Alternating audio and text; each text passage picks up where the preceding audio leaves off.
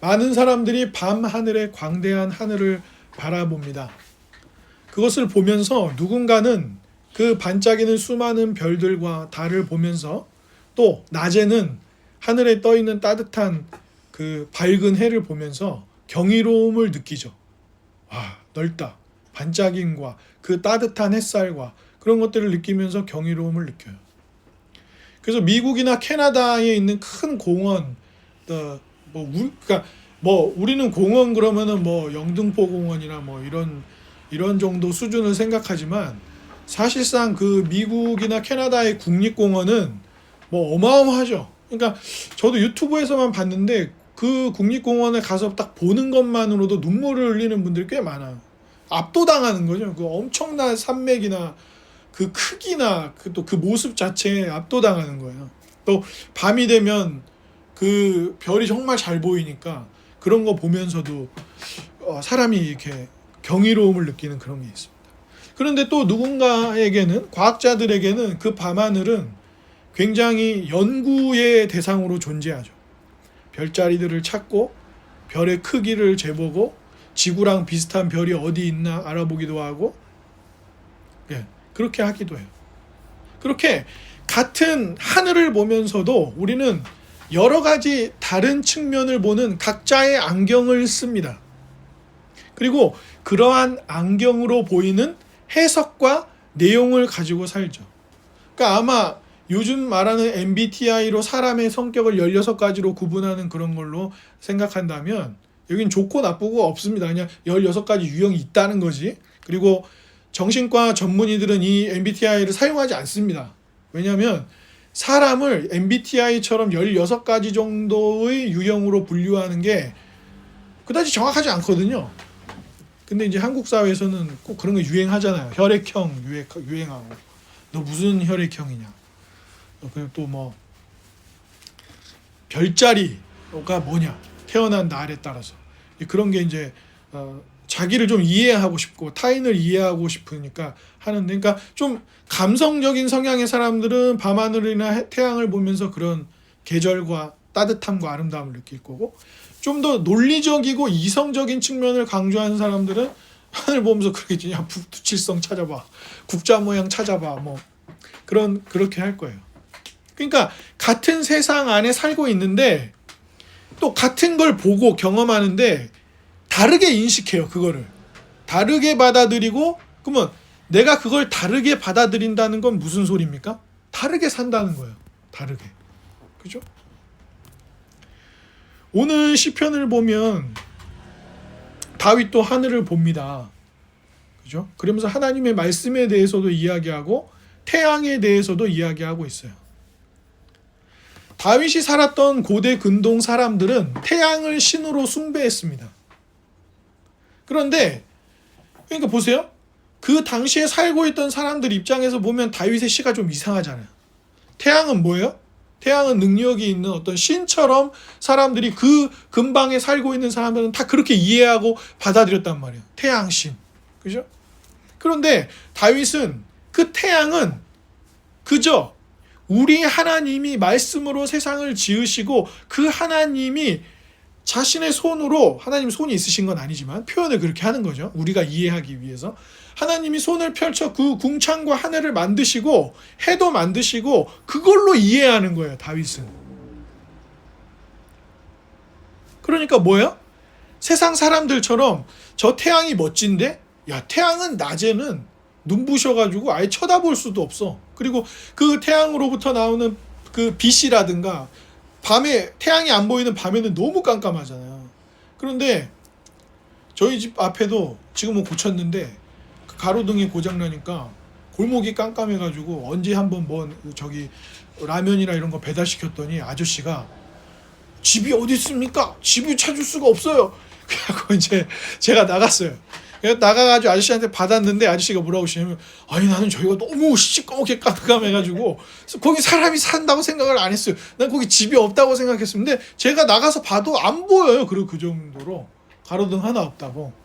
그러니까 그 시절에 이 고대 근동 때는 가로등이 어디 있어요? 다윗의 집 앞에 얼마나 깜깜했겠어요. 그죠? 근데 낮에 태양이 떠요. 그러면 사람들에게 그 밝은 태양의 빛이라든가 그 열기라든가 이런 게 사람들에게 얼마나 이렇게 인식이 됐겠냐면, 그러니까 그걸 신으로 섬겼는데 다윗은 하나님을 통하여서 아니야, 저 태양의 저 반짝임과 빛과 열과 그런 아름다움과 심지어 밤에는 추운데 낮에는 따뜻할 때는 저 태양의 저런 아름다움은 하나님이 하신 거야, 이렇게 고백을 한단 말이죠. 그러면서 하나님께서 말씀으로 그 일을 하셨다라고 다윗은 표현하면서 오늘 본문에 보면 6가지로 하나님의 말씀을 표현했어요. 뭐가 있었죠? 율법, 여호와의 증거, 교훈, 계명, 그죠? 그리고 도, 그리고 법, 이렇게 표현하고 있습니다. 그럼 이게 다 다른 거냐? 아니에요. 하나님의 말씀을 표현하는데 그 말씀이 어떤 여러 기능들을 하는지를 6가지로 표현하고 있는 것이죠. 그러니까 여러분이 구약 성경을 읽다 보면 신약에도 그런 표현들이 등장하지만 율법, 그죠? 하나님의 율법, 규례, 하나님의 도, 이런 식으로 하나님의 말씀을 여러 가지로 표현할 때가 있어요. 그러면 그 성경을 기록한 그 저자가 그런 여러 가지 표현을 쓴다는 건 무슨 말이죠? 그 본문에서 강조하고자 하는 하나님의 말씀의 기능이 있어요. 그러니까 뭐라고 한 거예요? 하나님의 말씀은 이런 기능을 해서 율법으로 작동하면 회복을 강조하는 것이고, 어떤 부분은 지혜를 강조하는 것이고, 지혜롭게 한다는 것, 그리고 어떤 거는 말씀이 우리에게 기쁨을 준다는 걸 강조하는 거고, 또 어떤 거는 말씀이 우리의 어두운 눈을 밝혀서 밝히 보게 해준다라고 하는 걸 강조한다는 거죠. 그러니까 다윗에게 있어서는, 그러니까 당시의 사람들이나 또 이 다윗이 쓴 이 시편 19편을 얼마 되지 않아서 읽었던 사람들 입장에서는 굉장한 도전인 거예요. 왜 그래요? 수많은 사람들이 태양을 뭐라고 생각했다고요? 신으로 여겼단 말이에요. 다, 대부분의 사람들이. 그런데 자기는 하나님을 믿기 때문에 하나님의 말씀으로 세상이 만들어졌고, 그 놀라운 만들어진 피조물의 뒤에는 하나님의 역사, 하나님의 일하심이 있다라고 받아들이고 믿고, 그것을 믿은 대로 다윗은 산 거예요. 그래서 하나님의 말씀이 지혜롭게 해주고, 하나님의 말씀이 우리에게 기쁨을 주고, 하나님의 말씀이 눈을 밝게 해주고, 하나님의 말씀이 우리를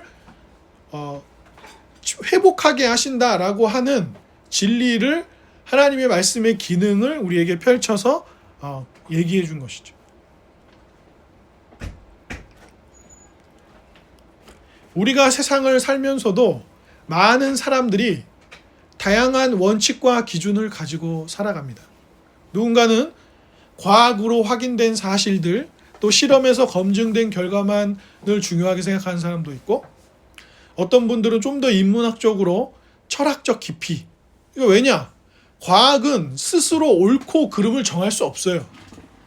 그냥 기술을 발전시키고 편리함을 생각하고 그리고 자본적 이익을 생각하는 거지, 그것 자체가 도덕적으로 옳으냐 그르냐, 윤리적으로 맞냐 안 맞냐를 과학이 스스로 판단하지 않잖아요. 그러니까 과학만으로 세상을 다 이해할 수 없으니까 철학이나 또 신화 같은 것들을 중요하게 여겨서 각 문화들의 전통이나 이런 것들 속에서 신화들이 있잖아요. 우리는 곰과 호랑이 신화가 있고, 단군이라고 하는 그 사람의 이름은 아니니까 어떤 지위라고 보는 해석이 강하니까 그게 지금 우리의 시작이었다, 이 한반도에서의 나라와 국가를 세운 그것의 시작이었다고 우리가 받아들이잖아요. 그래서 그걸 단군 신화라고 하잖아요. 호랑이와 곰이 있었는데 하늘에서 환웅이 내려와가지고 사람이 되고 싶다고 하니까 마늘과, 그죠? 마늘하고 뭐였죠?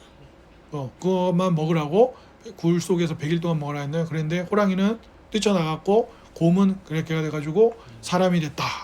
그래서 나중에 그 여인이 환웅이랑 결혼하고 아이를 낳았는데 단군이 돼가지고 고조선 세우고 그랬다. 이제 그런 신화를 갖고 있단 말이에요. 그래서 서로가 서로를 보면 어때요? 장단점이 보이고 비판하는 지점들도 보여요. 종교를 가진 사람들, 종교를 갖지 않는 사람들, 또 같은 종교를 가진 사람들 안에서도 다양한 이해와 그런 모습들을 보여주죠. 우리가 프로테스탄트라고 하는 개신교인이지만 우리는 장로교잖아요. 근데 감리교적인 해석을 한 사람도 있고, 성결교도 있고, 침례교도 있고, 순복음 같은 오순절 교단들도 있어요. 그 기독교라고 하는 건 좀 더 큰 범주인데, 기독교 안에는 크게 세 가지가 있죠.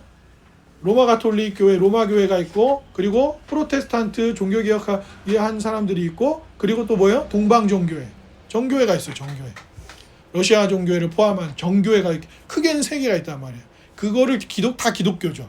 그 기독교 안에서 우리를 개신교라고 부르고, 개신교 안에 우리를 장로교라고 하는 거죠. 그래서 각 장로교 교회들이 우리는 대한 예수교 장로교다 이렇게 얘기하죠.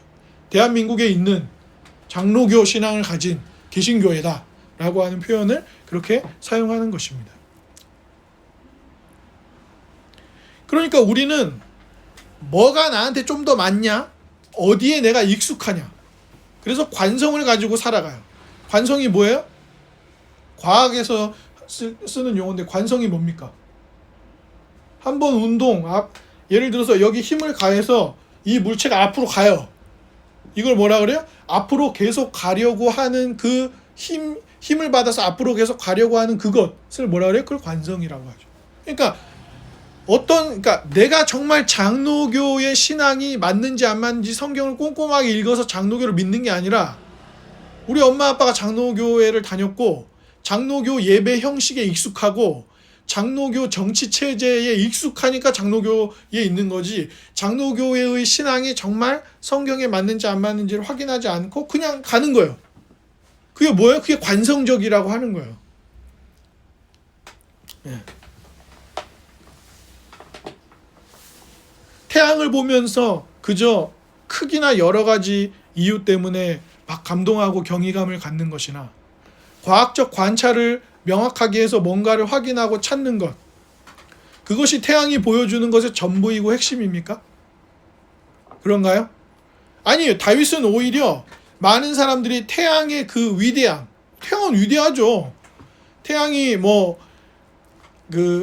과학자들에 의하면 태양이 계속 열을 뿜어내고, 그러니까 태양이 계속 타고 있잖아요.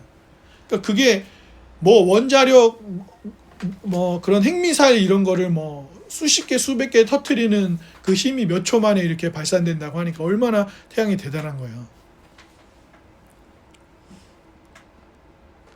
그런데 그런 과학적 관찰이나 아니면 태양을 보면서 사랑하는 여인을 떠올리고 어떤 능력 있는 전사를 떠올리고, 그게 태양의 핵심이고 전부냐 이거죠.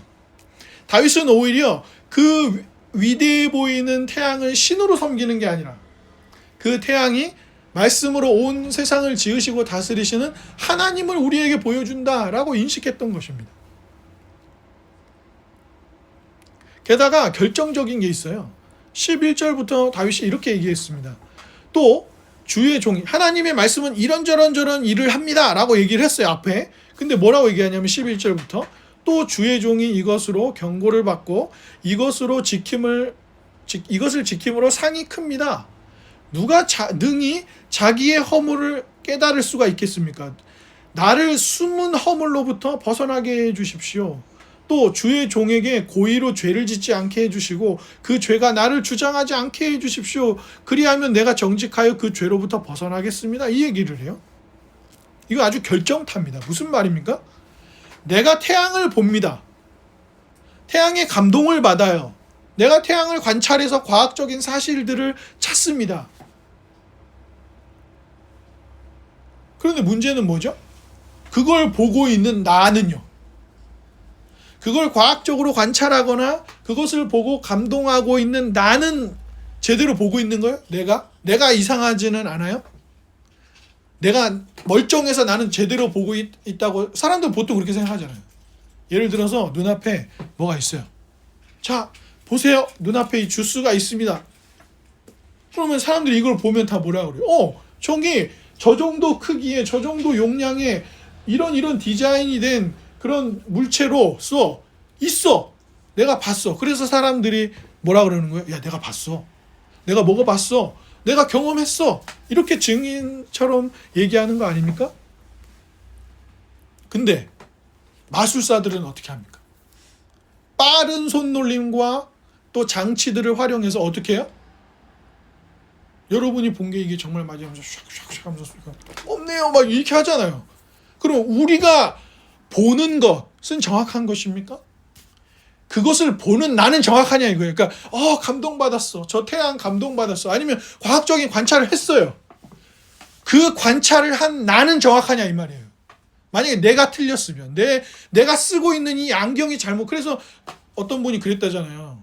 자기가 운전하다가 너무 졸음이 와가지고 이제 그 졸음 쉼터 있잖아요. 그러니까 휴게소 말고 졸음 쉼터는 진짜 딱 잠잘 수 있는 그 길만 확보해 준단 말이에요. 그래서 어떤 트럭도 서 있길래 이대로 운전하다가 사고 나겠다. 그래갖고 졸음 쉼터에 가서 잠깐 잤다는 거예요.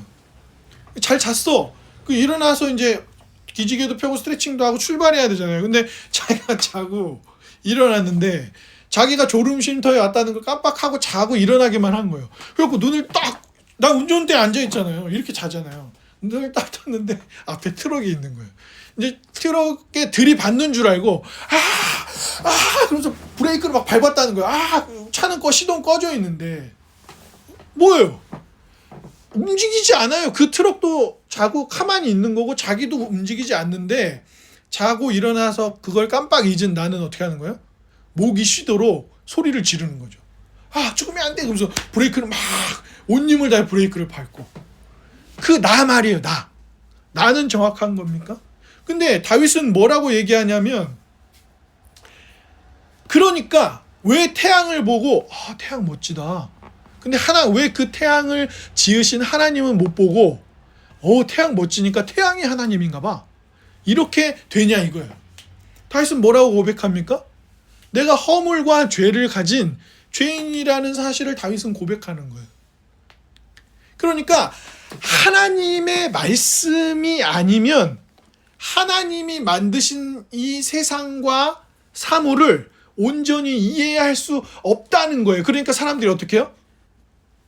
두려워하고 어떤 신적 능력이 마치 그 피조물, 만들어진 창조물에 있는 것처럼 생각해서 어떻게 하는 거예요? 나무신, 그리고 막 태양신, 달신, 비 내려주는 신, 동물들을 다스리는 신, 그리고 이제 뭐도 있어요? 전라도 신, 경상도 신, 섬에 가면 섬에 있는 신. 그래서 섬들이 자연재해가 좀 보통 많아요. 그래서 뉴질랜드도 마찬가지고 일본도 마찬가지고 우리나라는 안 그럴 것 같죠. 우리나라도 섬이나 제주도에는 그러니까 일본에 신이 800만 개 있다는 얘기를 많이 해요. 잘못된 얘기예요.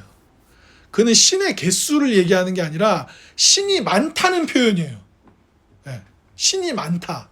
근데 그거를 잘 모르는 사람들이 막 공부 안 하고 일본 선교 가가지고 막 한국 선교 사람들 일본 가가지고 여러분 일본은 섬나라에는 우상이 800만 아니에요. 막 그냥 많다라는 표현이에요. 많다라는 표현. 그러니까 공부 안 하면 그렇게 가짜 뉴스를 전파하게 돼. 그러면 우리나라에 신이 없어요? 우리나라 마을마다 그 나무 신 있고 그거 다 섬기고 지방에 가면 뭐 이순신 장군도 신으로 섬기고 중국에서는 관우도 신으로 섬기고 막 다 한단 말이에요. 심지어 일본에도 이순신 장군을 신으로 섬기는 신사 같은 게 있어요.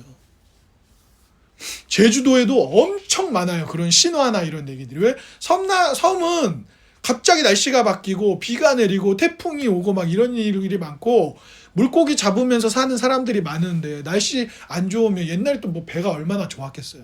사고 나잖아요. 그러면 그 자연재해에 대한 두려움 때문에 그래서 바다 나갈 때 꼭 뭐 해야 된다 그래 선장님들이. 신한테 이렇게 뭐 술도 좀 뿌려드리고 이렇게 뭐도 이렇게 던져드리고 그래서 이렇게 막 그런 파도에 우리가 다치지 않게 해야 된다고 그런 두려움이 오는 거죠. 근데 다윗은 그게 아니고 그 모든 것을 지으신 분은 하나님이시며 그리고 그것을 보는 우리가 왜 태양 신이야. 그래서 일본의 신도라고 하는 종교는 특정 신이 존재하지 않아요. 그래서 일관된 체계를 갖춘 종교가 되지 못하는 거예요. 근데 일본 국민들이 거기에 영향을 많이 받았기 때문에 뭐가 있냐? 예를 들어서 이 콜드 주스가 나에게 감동을 줬어요. 그럼 얘가 뭐가 되는 거예요? 우리 집 신도의 신이 되는 거예요. 에르메스 가방이 나에게 감동을 줬어요. 그럼 에르메스가 신이 되는 거예요. 그래서 이순신 장군님도 신으로 섬기는 사람들이 현존하는 거예요, 일본에. 그런 나에게 감동을 주면, 나에게 어떤 영향을 미치면 그게 뭐예요? 신이 되는 거예요. 신이. 그렇게 되는 거예요. 그러면 여러분, 이게 마치 일본이나 특정 누군가의 이야기 같잖아요. 여러분은 어떠십니까? 우리는 어때요? 여러분, 우리가 이렇게 다 예배당에 모여가지고 예배하고 있으니까 우리가 다 똑같은 하나님 믿는다고 생각하죠. 만약에 제가 이 시간에 우리 장로교의 신앙을 고백하면서 우리가 성경을 통해서 믿는 하나님이 어떤 분이신지 제가 종이 한 장씩 나눠드리고 써보세요. 그러면 어떨 것 같습니까? 똑같은 얘기 쓸 것 같습니까? 그래서 왜 우리가 신앙 고백서를 공부하고 사도신경을 고백하고 왜 웨스트민스터 신앙 고백서와 소요리 문답과 예배 모범을 우리가 왜 공부해요? 왜 우리가 사도신경을 고백합니까? 왜 우리가 니케아 신경을 고백해요? 사도 바울이 믿었던 하나님이나 오늘 내가 믿는 하나님이 경험상 조금씩은 각자에게 다르게 인격적으로 경험될 수 있지만 어제의 그 하나님은 오늘의 하나님이시라는 동일한 신앙 고백을 가지기 위해서잖아요. 그죠? 그런데 오늘 우리는 어떻게 하냐면 각자가 알아서 의미와 가치를 부여하고 서로 다른 이해를 그냥 두는 것이 맞다, 이런 식으로 얘기해요. 그죠? 이럴 수는 있죠. 나는 이걸 위에서 봤어요. 그래서 이 주스는 사각형이에요. 위에서 보면 모서리가 조금 둥그런 사각형입니다. 근데 나는 이렇게 봤어요. 이 주스를 이렇게 봤습니다. 그럼 뭐예요? 이 병 모양, 이 평면으로 보이는 2차원 이 모양을 얘기하겠죠. 근데 난 또 좀 이렇게 봤어요. 그럼 좀 더 3차원으로 보여요. 어떤 사람은 이렇게 보면 이런 건 괜찮아요. 그런데 아예 다르게 이해해버리면요. 아예. 그래서 어떤 사람은 이렇게만 정말 봐가지고 이게 포도주스인 건지 그냥 그 색깔에 뭐 지우개인지 플라스틱 안에 뭐 젤리가 들어있는 건지 애들이 노는 장난감인지 주스인지 어떻게 알아? 그냥 이렇게만 보면. 그죠? 그러니까 이게 포도주스가 아닌 아예 다른 것으로 받아들이면 그거는 문제가 되죠. 그러니까 어떻게 해요? 우리는 다투고 갈등하고 심지어 전쟁도 하고 서로의 욕망을 가지고 어떻게 해요? 많은 것들을 도구 삼아서 서로를 부수는 삶을 살게 되어지는 것입니다. 그러니까 모든 고대의 근동 사람들이 야, 저 태양을 봐라. 저 태양이야말로 진정한 신이다 라고 말하는데 다윗은 아니야. 저 하늘부터 저 하늘에 지어진 저 궁창에 지어진 태양은 신이 아니라 저것을 지으신 하나님이 계셔. 그리고 그것은 오직 하나님의 말씀으로만 깨달을 수 있는 거야. 이렇게 고백하는 것입니다. 여러분 어떠십니까? 여러분 세상을 잘 이해하고 계십니까? 여러분 우리의 이웃들의 삶을 잘 이해하고 계신가요? 여러분이 예배하시는 하나님을 바르게 믿고 의지하고 계십니까? 여러분이 만들어낸 허상 아닙니까? 둘째가 아버지의 유산을 받아서 허랑방탕하게 하고 돌아왔는데 아버지는 그를 기꺼이 받아주고 화려한 옷을 입혀 잔치를 펼쳐줍니다. 첫째 아들이 집에 돌아왔습니다. 야, 이게 뭔 일이냐? 아, 도련님의 나가신 동생이 그 허랑방탕하다가 돌아왔는데 아버지가 흔쾌히 다시 받아주시고 지금 그게 기뻐가지고 잔치를 하고 있습니다. 형이 뭐라 그랬어요? 이럴 수가 있나? 그러면서 아버지한테 뭐라고 따져주죠? 와, 아버지 너무하시네. 동생은 이미 유산을 받아가지고 허랑방탕하게 타국에 가가지고 다 말도 안 되게 쓰고 거짓골이 돼가지고 돌아왔는데 그 동생 때문에 잔치해주고 그러면서 나는 아버지하고 항상 같이 있었는데 아버지 나를 위해서 뭐 고기라도 하나 해주신 적 있어요? 그러면서 소리를 지른단 말이에요. 그러니까 아버지가 뭐라 그러죠? 아들아, 난 너랑 항상 함께 있었잖아.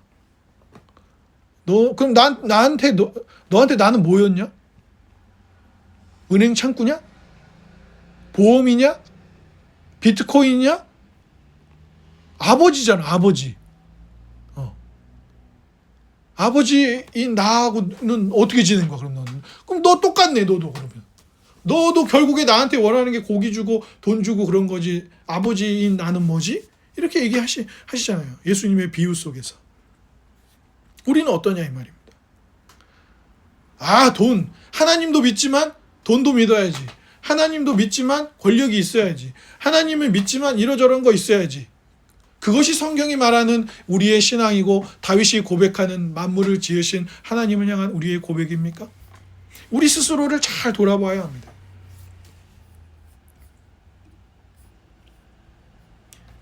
아버지는 이런 분 아니십니까? 예수님은 이런 분 아닌가요? 예수님의 제자들이 뭐라 그랬어요?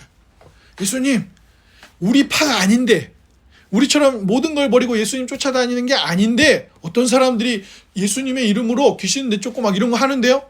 우리가 가서 못하게 할까요? 그러면서 뻐겨. 왜? 자기는 예수님 제자잖아요.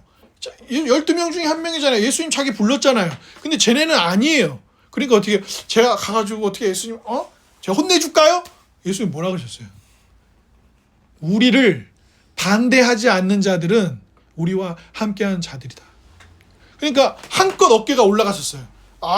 베드로나 야고보 요한 이런 사람들 우리야말로 진짜 백이지. 예? 고려 시대로 따지면 뭐예요? 우리야말로 진짜 성골이지. 예?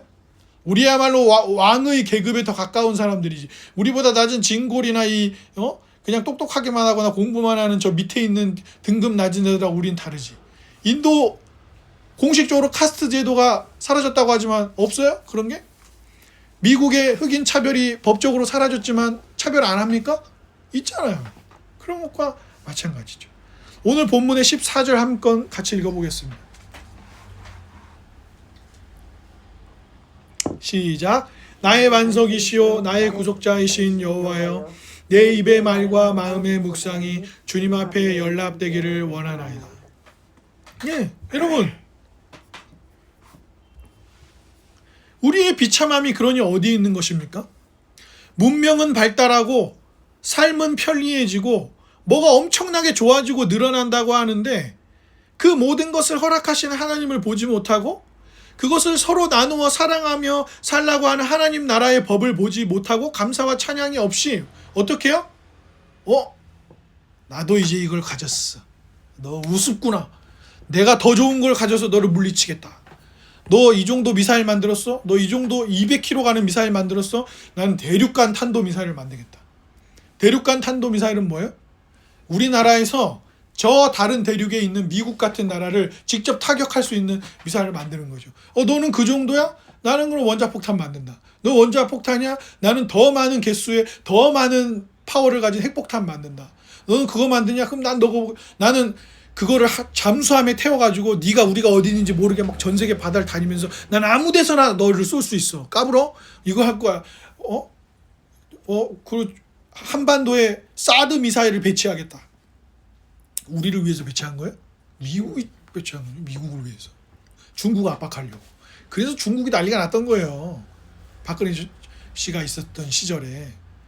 그리고 국민들이 막 반대하고 난리치는데도 결국에 그냥 몰고 가갖고 배치시키고 막 그래서 중국이랑 관계 안 좋아져가지고 그때도 어려움을 겪었잖아요. 뭐예요? 그런 식으로 하나님도 알지 못하고 하나님이 만드신 아름다운 것들을 보지 못하니까 이 도구를 나의 것으로 삼아 너를 부셔버리겠어 하면서 서로 복수만 일삼는 생을 계속 살고 있는 거예요. 근데 갑자기 다윗은 하나님의 말씀은 그렇지 않다고 하면서 또 우리 자신의 죄까지도 빨갛게 보여준다고 하면서 마지막 절에서 그분만이 반석이고 구속자라고 고백합니다. 반석은 뭐예요? 왜 이렇게 구약에 반석이 많이 나와요? 그것은 완전한 보호와 안전의 의미로 상징돼서 쓰이는 거예요. 그러니까 구약에서 하나님은 나의 반석. 그러면 그 사람이 무슨 얘기하는 거예요? 하나님만이 나의 가장 나를 안전하게 나를 보호하시는 확실한 분이십니다. 이 얘기하는 거예요. 그리고 만약에 또 구속자다. 그러면 무슨 얘기예요? 구속은 뭐 하는 거예요? 가장 가까운 친족이 자기의 의무를 다하는 거예요. 그래서 보아스가 룻하고 결혼할 때도 어떻게 했어요? 그 엘리멜렉 가문의 가장 가까운 사람이 그 가문의 땅을 지켜주기 위해서 땅을 보존하려면 그 가문의 가장 가까운 사람하고 이제 결혼을 해야 되는데 그때 보아스 말고 더 가까운 친척이 있었어요. 근데 그 사람이 이 이득을 생각하고 하려다가 알고 보니까 이득이 아니네. 그래가지고 난 안 해. 그래가지고 어떻게 한 거예요? 보아스가 룻하고 결혼한 거죠. 그러면서 태어난 중요 인물 중에 한 명이 누구예요? 다윗이죠. 그래서 친족으로서 의무를 다하는 거예요. 그래서 구약에서 주로 구속자라는 표현은 죽음의 위기에 놓여 있거나 노예나 포로 생활을 할 때 구원해 주거나 값 주고 대신 값을 치르고 그를 도와주는 것. 그래서 그걸 뭐라고 표현하기도 해요? 송량이라고 표현하기도 하죠. 참 재밌는 것은 오늘 본문의 19장 4절을 로마서 10장 18절에서 사도 바울이 인용한다는 거예요. 왜 인용했습니까?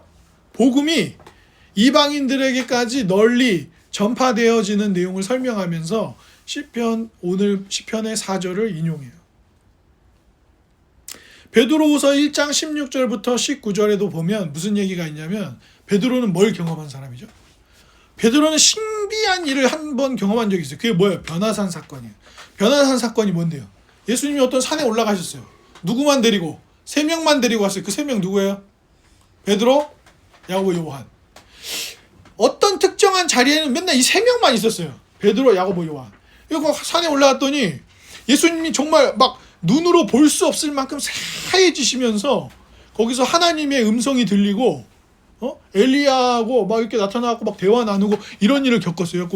얘네들이 너무 놀래가지고 막 행설수설하고 막 그런 일을 겪었어요. 그러니까 베드로는 사도들 중에서도 어떤 사람이에요? 예수님이 독특한 자리에 데려가셔서 하나님의 계시를 경험하게 하셨던 인물이에요. 그러면 사람들이 물어보겠어요? 안 물어보겠어요? 저 베드로 사도님, 저 얘 얘기를 들었는데 우리는 한 번도 그런 경험을 해본 적이 없는데 정말 예수님이 그렇게 완전히 하얘지시면서 막 엘리야도 만나시고 막 하나님의 음성이 들리고 정말 너무너무 부러워요. 이런 일을 경험했을 거란 말이에요. 근데 베드로가 뭐라고 얘기하냐면 그런 경험이 뭐가 중요해?